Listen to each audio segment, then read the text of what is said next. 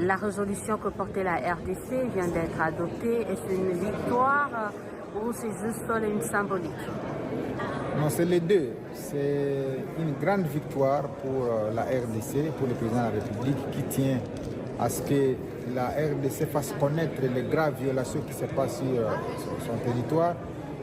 Comme vous le savez, en fait, l'impunité dans la région des Grands Lacs est à la base de la perpétuation des violations à grande échelle, qu'il s'agisse des crimes de génocide, des crimes contre l'humanité, des crimes de guerre, des crimes d'agression. Tout simplement parce que ces crimes n'ont jamais été réprimés sévèrement. Cela fait que des gens prennent le goût d'en commettre suffisamment depuis 30 ans. Et donc ici à Genève, au Conseil des Nations Unies des droits de l'homme, nous sommes heureux d'avoir assisté à un débat entre les pays qui tiennent à cœur la RDC et qui considèrent que les violations qui s'y passent doivent cesser. Les pays qui considèrent que le Rwanda a suffisamment commis de graves violations, qu'il doit retirer ses troupes de la RDC. Les pays qui considèrent que le M23 ne peut rien faire s'il n'a pas le soutien du Rwanda. Et donc, nous sommes heureux que tous ces pays réunis ici à Genève, plus de 100, ont considéré que c'est le temps de déclencher deux mécanismes. Le premier mécanisme, c'est d'envoyer une mission d'établissement des faits. Ça veut dire une mission qui va documenter, qui va recueillir pour que les preuves ne se perdent pas dans les temps voisins, de manière à passer au deuxième échelon, celui de la création d'une commission d'enquête. Ce double avantage permet plus tard de se tourner vers l'Assemblée générale des Nations Unies à New York et au Conseil de sécurité et d'activer un autre mécanisme de la Cour pénale internationale pour que tous les crimes qui se commettent dans la zone de Grands Lacs, particulièrement par les Rwandais, ne restent plus impunis et que désormais les auteurs se retrouvent entre les quatre murs pour qu'à jamais les populations de cette partie respirent la paix. C'est donc une victoire et une symbolique importante ici à Genève à laquelle nous avons assisté personnellement avec tous nos collègues réunis.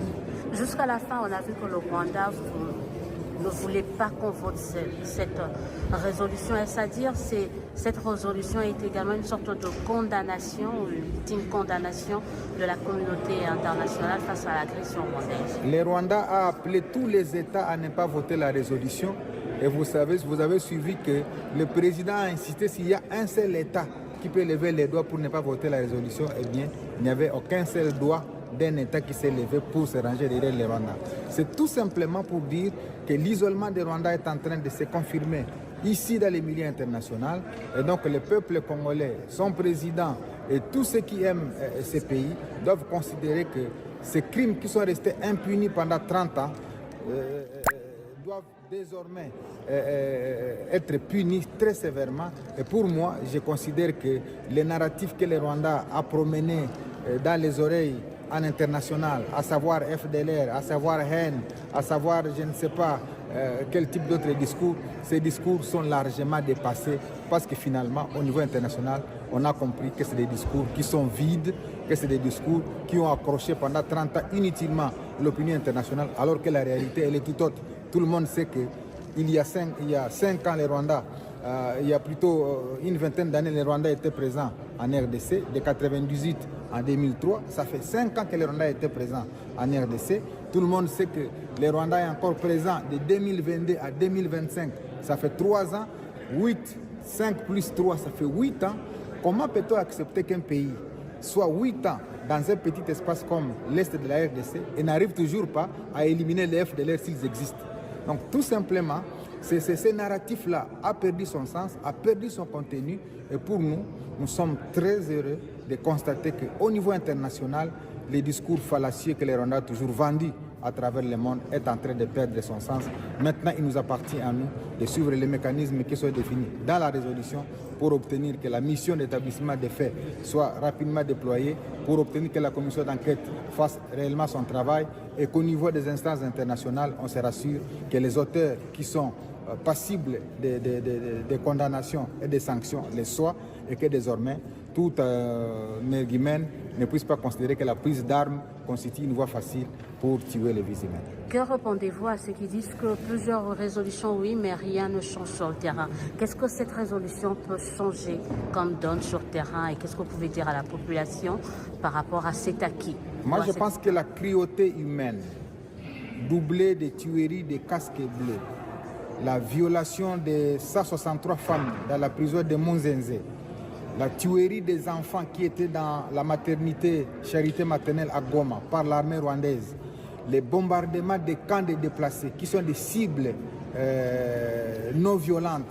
Je crois que ces éléments-là ont atteint les cœurs du monde et que cette résolution qui est votée par consensus, parce qu'il n'y a pas un seul vote qui a été émis, mais par consensus, démontre finalement que le peuple congolais doit commencer à espérer à la mobilisation de toute la communauté internationale en sa faveur. Parce qu'il y a beaucoup d'années, les gens pensaient que la communauté internationale avait tourné le dos contre la RDC. Mais ce qui se passe ici à Genève est un signal fort, est une symbolique que le monde entier a désormais ses yeux rivés vers la République démocratique du Congo. Merci, Excellence. Rahmen unter der Schirmherrschaft seiner Exzellenz João Lourenço, eine friedliche Lösung des Konflikts mit Ruanda zu fördern. Doch was stellen wir fest? Ruanda hat niemals die Waffenruhe vom 4. August 2024 eingehalten. Ruanda hat niemals seine militärischen Experten nach Goma entsandt, entgegen der Verpflichtungen, die es am 5. November bei der Entsendung des verstärkten Ad-hoc-Überprüfungsmechanismus eingegangen ist. Am 15.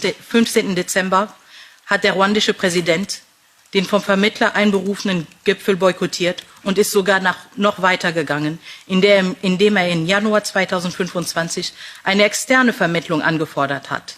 Ein klarer Bruch mit dem Prinzip afrikanische Lösungen für afrikanische Probleme. Trotz allem bleibt die Demokratische Republik Kongo diesem Prozess verpflichtet, in der Überzeugung, dass es nur durch Verhandlungen zwischen souveränen Staaten einen dauerhaften Frieden erreicht werden kann. Allerdings ist es unerlässlich, dass Ruandas Verstöße nicht ungestraft bleiben. Frau Präsidentin, dieser Kampf ist nicht nur ein afrikanischer. Er betrifft auch Europa, seine Werte und seine Verantwortung. Die Europäische Union kann nicht Zuschauer eines Konflikts bleiben, der das regionale Gleichgewicht bedroht und dessen Auswirkungen direkt ihre strategischen Interessen betreffen werden. Wir fordern daher entschlossene und sofortige Maßnahmen. Die Aussetzung des Memorandum of Understanding, MOU, das zwischen der Europäischen Union und Ruanda über nachhaltige Rohstofflieferketten unterzeichnet wurde. Europa kann nicht behaupten, einen ethischen Rohstoffhandel zu fördern, während es sich von einem Staat beliefern lässt, der Instabilität und Krieg in der Demokratischen Republik Kongo finanziert. Zweitens, die sofortige Aussetzung der militärischen Hilfe für Ruanda. Die europäischen Steuerzahler müssen wissen, dass jeder Euro und jede Ausrüstung, die Ruanda zur Verfügung gestellt wird, missbraucht werden kann, um die Destabilisierung der Demokratischen Republik Kongo und das Massaker an Zivilisten zu unterstützen. Die Europäische Union als Finanzierer der UN-Friedensmissionen kann nicht länger tolerieren, dass Ruanda weiterhin als Truppenstellerland bleibt, nachdem es direkt für den Tod Dutzender Blauhelme verantwortlich war. Darunter mehr als 15 innerhalb von 2 Wochen in Goma. Die Verhängung gezielter Sanktionen gegen die politischen und militärischen Verantwortlichen dieser Aggression sind eine weitere Maßnahme, die die Europäische Union in Betracht ziehen sollten. Zudem auch ein vollständiges Embargo auf den Export von Mineralien, die als ruandischen Ursprung deklariert sind, insbesondere Coltan und Europa. Europa darf nicht länger bewusst oder unbewusst Komplize der Finanzierung